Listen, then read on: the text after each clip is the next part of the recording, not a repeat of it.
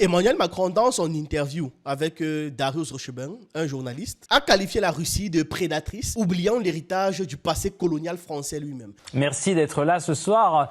Alors Emmanuel Macron, messieurs, qualifie la Russie de puissance de déstabilisation et de prédateur. Est-ce que ça vous choque venant d'un président dont le pays a mené en Afrique tant d'interventions militaires et de politiques néocoloniales qui ont justement déstabilisé à l'époque des États souverains? On peut commencer avec vous, Monsieur Niamsi. Les propos du président français Emmanuel Macron concernant la Russie et le président russe sont doublement choquants. Ils sont choquants quand on les regarde du point de vue de l'Africain et de l'intellectuel africain que je suis. Ils sont choquants quand on les regarde du point de vue du citoyen adoptif français, de l'intellectuel, résidant alternativement entre la France et l'Afrique que je suis. D'abord parce que, du point de vue africain, depuis 600 ans, la puissance française monarchique d'abord, par la suite impériale et par la suite républicaine, s'est illustrée essentiellement par la prédation des richesses et des humanités africaines. Le fait négrier, avec le fameux Code noir de Colbert, le fait colonial avec les crimes de guerre, les crimes contre l'humanité, les déportations, les génocides. Ils ont dit que le crime contre l'humanité, c'est à partir de 1945. Avant, ça n'existe pas. Ils ont été clairs là-dessus, que vu que le concept n'existait pas avant la deuxième guerre tribale en Europe, tout ce qu'ils ont fait dans le passé, ça ne compte pas. Le fait néocolonial avec la centaine de coups d'État perpétrés au XXe siècle et au XXIe siècle par les services français pour imposer des valets néocoloniaux en Afrique, dirime avec les propos du président Macron. Vraiment, j'insiste encore sur l'affaire que ce n'est pas un passé colonial, c'est un présent colonial. La France colonisent actuellement une grande partie de l'Afrique. Ils ont aussi des colonies en Asie et dans les Caraïbes. Que ce soit avant ou encore maintenant, elle a pillé les ressources naturelles, continue de piller les ressources naturelles, d'imposer sa culture, sa langue, de massacrer des populations entières pour servir leurs seuls intérêts. Et aujourd'hui encore, on voit le franc CFA qui relie 14 pays africains au trésor français. Donc 14 pays africains donnent leur argent à la France pour que la France s'en occupe. Fait de ça ce qu'elle veut. Ce n'est même pas simplement un symbole d'asservissement économique, c'est par définition l'asservissement économique. Citez-moi un pays sérieux dans le monde ou un pays libre dans le monde qui utilise la monnaie de quelqu'un d'autre. Ça n'existe pas, c'est normal. Donc le franc CFA, c'est une monnaie coloniale. Et vu qu'on l'utilise encore, c'est la preuve qu'on est encore sous colonisation. Donc quand il parle d'une Russie prédatrice et qu'il oublie le colonialisme de son pays, c'est quand même paradoxal. Qu'est-ce qu'il raconte là? Il donne des leçons à qui au juste? Si on doit parler des réseaux politico-économiques de la France, c'est connu sous quel nom? La France-Afrique littéralement. C'est-à-dire que ça a toute une dénomination avec une culture derrière. Corruption, prédation coloniale, assassinat, coup d'État et plein d'autres formes de ce système, même au niveau économique. Dépendance imposée et des dirigeants vassaux. Donc quand Macron parle de puissance prédatrice en pointant quelqu'un d'autre du doigt, mais c'est typiquement le gars qui voit l'épine dans l'œil de quelqu'un mais oublie la poutre dans son visage. L'expression là, mais c'est pour décrire ce que Macron fait. C'est littéralement une incohérence morale. Macron dénonce la Russie comme étant une prédatrice, mais c'est la France qui a détruit la Libye en 2011. C'est la France qui a enchaîné des interventions militaires au Mali, en Centrafrique, en Côte d'Ivoire. Il disait que non, c'était des interventions militaires humanistes. Mais en réalité, ça a toujours défendu les intérêts de la France en Afrique. Bon, actuellement, la Russie dit la même chose. Ils attaquent l'Ukraine pour protéger les ressortissants russes en Ukraine qui sont maltraités, marginalisés et j'en passe. C'est humanitaire, non? C'est une mission humanitaire que la Russie fait. La France a toujours soutenu les régimes autoritaires en Afrique tant que ceux-là garantissaient leurs intérêts et leurs avantages économiques. Donc, il accuse les autres sans reconnaître ses propres responsabilités dans la colonisation africaine actuelle, dans ce qui se passe aux Antilles, dans ce qui se passe en Asie, avec encore la Calédonie. Rien que cette année, regardez tout ce qui s'est passé en Kanaki, Nouvelle-Calédonie. Là, ce n'est pas l'impérialisme. Il part pointer la Russie. Mais il y a un truc que l'on retient dans tout son bouarara là, c'est que la France n'est plus une puissance dominante, ni en Europe, ni dans le monde. Et de plus en plus de peuples dominés par la France d'une manière ou d'une autre, comme je disais en Amérique latine, en Asie ou en Afrique, rejettent violemment la colonisation française qui continue jusqu'à présent. C'est-à-dire, comparer la Russie à une puissance prédatrice, alors que la France elle-même est une puissance prédatrice, ça enlève toute crédibilité aux paroles d'Emmanuel Macron. Tout. Et c'est ce qu'est en train de dire le professeur Niamsi. Mais ici en France, ce n'est pas la Russie qui est vécue au quotidien par les Françaises et les Français comme une menace, c'est la hausse vertigineuse du coût de la vie, La hausse terrible des impôts, la paupérisation de la classe moyenne, mais en même temps l'illégitimité structurelle d'un gouvernement dont le Premier ministre n'est pas issu d'une majorité sortie des urnes.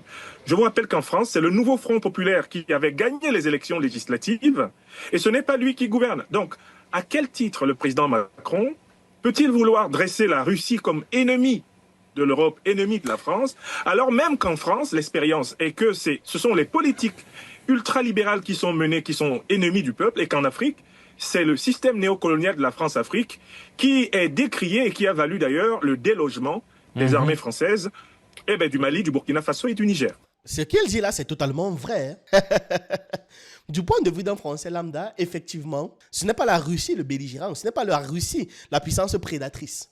Et oui, Emmanuel Macron essaie de mobiliser l'opinion publique européenne contre la Russie. Mais le problème, c'est que la Russie n'a jamais rien fait à l'opinion publique européenne dans son quotidien. Les Français ne subissent en rien les arbres de ce qui se passe en Russie. Mais comme ils ont besoin absolument de vendre cette guerre, ils doivent trouver un ennemi. Tout le monde a besoin de désigner un ennemi, surtout en politique. Tout politique doit désigner un ennemi clair. Facile à définir, facile à expliquer. Le problème, c'est qu'au quotidien, les Français sont plus traumatisés par leur propre gouvernement que par le gouvernement russe. Mais ce qu'il dit a tout un sens. Je n'avais pas vu ça sous cet angle. La Russie n'a ni colonisé la France, ni imposé des lois ou un contrôle des richesses, absolument pas. A contrario, la Russie vendait même du gaz et du pétrole bon marché, à très bon prix, qui permettait à l'Europe ainsi qu'à la France d'avoir de l'énergie accessible. Ce sont les sanctions décidées par le gouvernement français, alignées sur celui de Washington et de Bruxelles, donc de l'Union européenne, qui ont provoqué une explosion des prix du pétrole, non? Une explosion des prix de l'énergie, même en règle générale, donc la hausse généralisée du coût de la vie. En clair, le problème, ce n'est pas Moscou, mais ce sont les choix politiques de Paris. Les Français font face à l'inflation, les impôts en tout va, les impôts partout, pour tout le temps, la perte du pouvoir d'achat, un système social totalement en crise, malgré le fait qu'il y a 14 pays africains qui leur envoient constamment de l'argent, sans compter leurs colonies en Amérique latine et en Asie. Et la crise sociale se manifeste au point où leurs hôpitaux sont bondés, les retraites sont reculées et le chômage continue de grandir et ça avance à pas de géant. Puis il y a la répression des mouvements sociaux. Les gilets jaunes, on a vu ce que ça a donné. Les syndicats, les étudiants. Et à chaque fois, leur gouvernement a répondu par la force et par une violence indescriptible. Pas par le dialogue. Le gouvernement français n'a jamais décidé de discuter avec leur peuple. Jamais. C'est que la violence. Donc du point de vue d'un Français, mais la Russie est très loin. Ils estiment même Poutine beaucoup plus honorable que leur président. Le point aussi du fait que la guerre en Ukraine est présentée comme étant la défense des valeurs de la démocratie. Mais les gens savent très bien que ce conflit coûte des milliards d'euros aux contribuables français. Ils le savent, ils sont au courant. Et ils se disent que mais l'argent dépensé pour l'armement là, est-ce que ça ne pourrait pas être utilisé pour améliorer leur vie, leur santé, leur éducation, leur transport et j'en passe? La France s'est contentée de s'aligner sur une guerre américaine contre la Russie, qui n'apporte absolument aucun bénéfice au peuple français. Donc, si on sort des sondages réels, pas les faux chiffres qu'ils manipulent à chaque fois là, vous vous rendrez compte que les Français pensent que leur gouvernement est en train de les sacrifier eux pour les intérêts géopolitiques qui ne sont pas les leurs. Et maintenant, on revient sur l'autre question que j'ai posée, c'est pourquoi est-ce qu'un dirigeant, un politique a presque toujours besoin de désigner un ennemi. Déjà, la première logique qui vient en tête, c'est unifié par la peur ou par la colère. Quand un pays est divisé ou qu'il est en crise économique ou sociale, les gouvernements utilisent l'image d'un ennemi extérieur ou d'un traître intérieur pour pouvoir détourner l'attention. Durant la période de la guerre froide, par exemple, les États-Unis criaient à la peur du communisme pour pouvoir justifier toutes les interventions possibles et imaginables. L'ennemi devient donc une colle émotionnelle qui unit le peuple derrière son gouvernement. Même si les problèmes internes restent sans solution, les peuples ont quand même un ennemi sur qui défouler leur colère. Et vous verrez qu'en France, tous ce sont les migrants. Peu importe ce qui se passe en France, ce sont les migrants. Les politiques prennent mal les décisions, ce sont les migrants. Il y a les affaires bizarres de détournement d'argent, ce sont les migrants. Tout, la réponse à tout, toujours et tout le temps, c'est les migrants. Vous voyez, c'est ça. Ils ont besoin de se désigner un ennemi pour focaliser l'attention de la foule là-bas. Après ça, ils veulent détourner la responsabilité. C'est-à-dire, quand un citoyen souffre, inflation, chômage, insécurité, au lieu de simplement assumer leurs erreurs, le pouvoir accuse un ennemi. Par exemple, là, c'est la Russie qui serait responsable de la hausse des prix, alors que ce sont les sanctions décidées par leur gouvernement qui entraînent la hausse des prix. Et l'ennemi est une cible commode qui empêche les citoyens de se retourner vers les vrais responsables. Et dans le cas maintenant de la France, là, désigner Poutine comme l'ennemi, ça justifie les dépenses de guerre.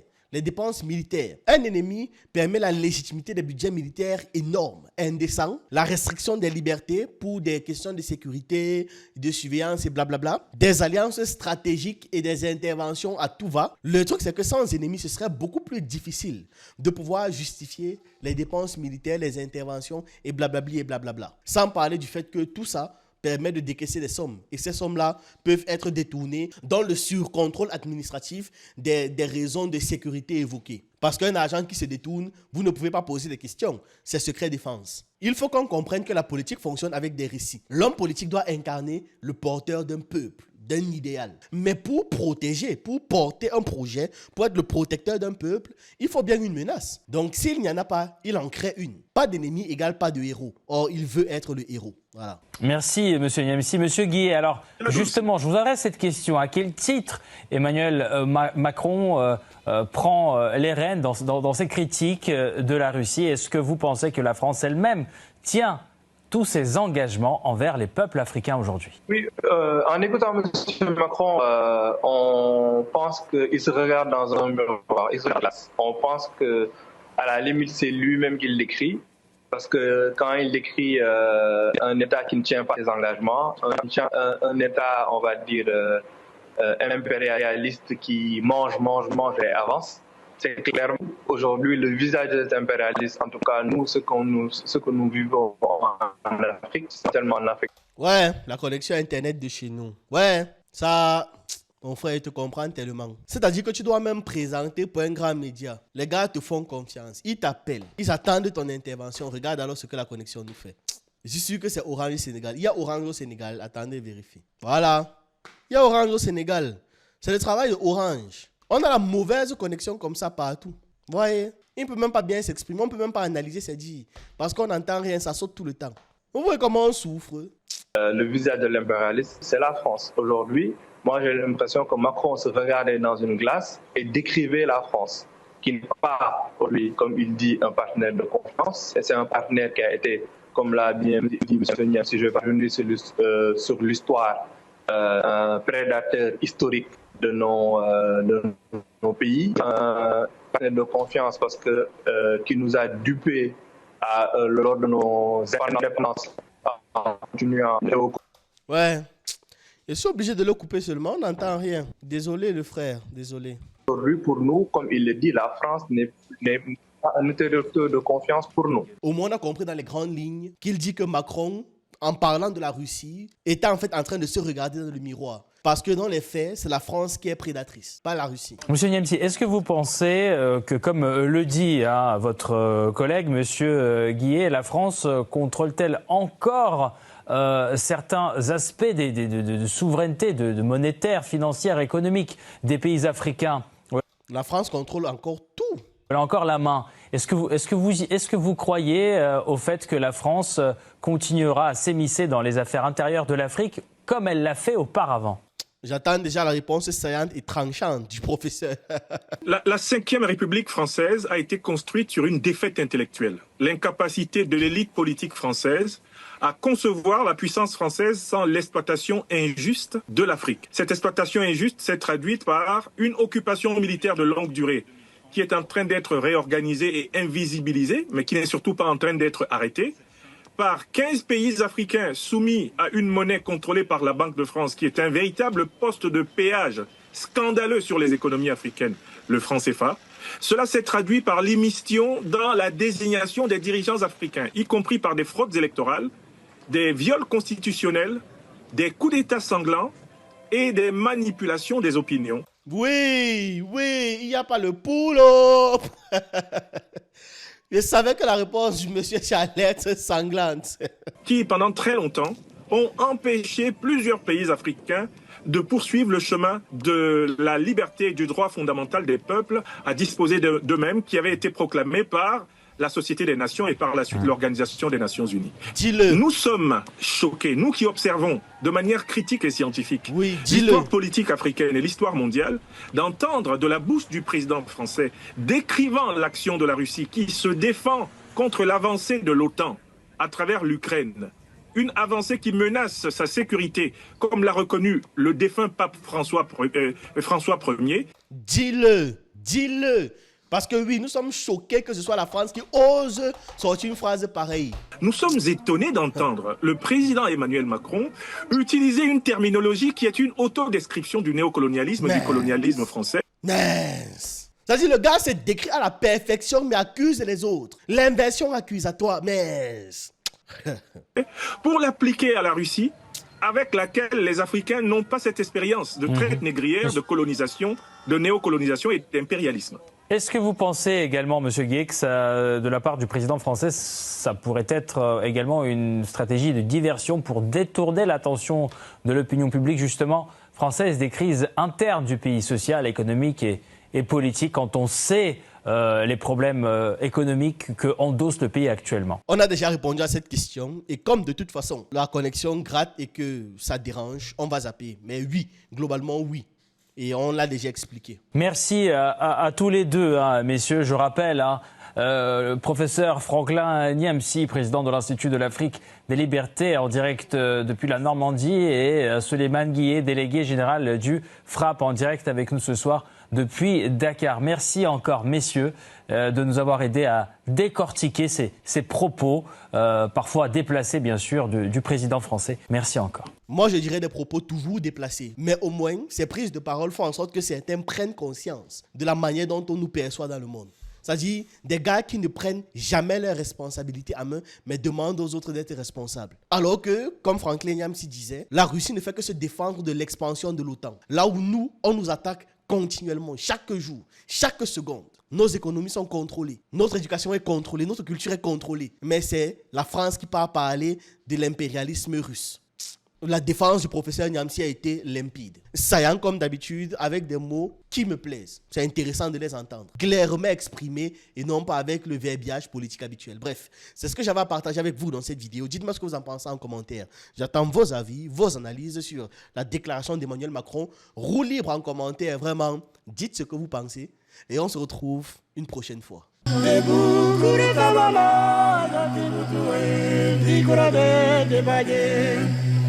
Dibaye, dibayo, kuraingite, yo dibaye, oh abayi, oh yandamaba.